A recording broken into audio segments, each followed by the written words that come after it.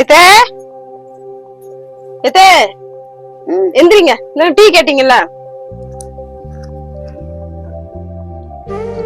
உங்ககிட்ட இனிப்பா ஓடுவா, எனக்கே சக்கரை சத்து இருக்குத, சக்கரத்துக்கு குறைச்சு போடவான்ட்டு எத்தைன்ட்டு கேட்டிருக்கணும்ல, என்னை கொல்லணும்ட்டே நீ வந்திருக்கிற. இல்லத்த மறந்துட்டேன், கொடுங்க உங்களுக்கு வேற டீ போட்டு எடுத்துட்டு வரேன்.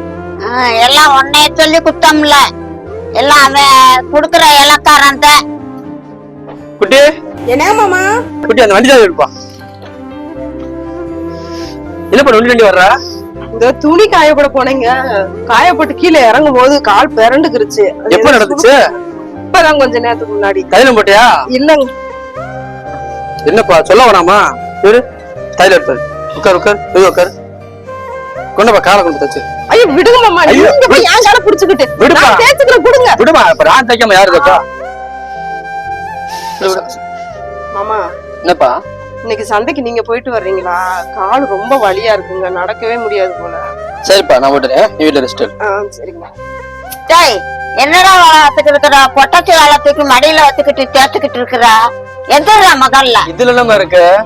நான் பார்க்காம யாரு பாப்பா? ஏட்டா அவளுக்கு கையில அவ கேட்க மாட்டாளா? ஏமா போமா பேசாம. குட்டி சந்தைக்கு போய் காசுன்னு பார்த்துருக்கா? இந்த என் பர்ஸ்ல பாருங்க மாமா. சரி ரெஸ்ட் எடு, சந்தை போயிட்டு. சரி.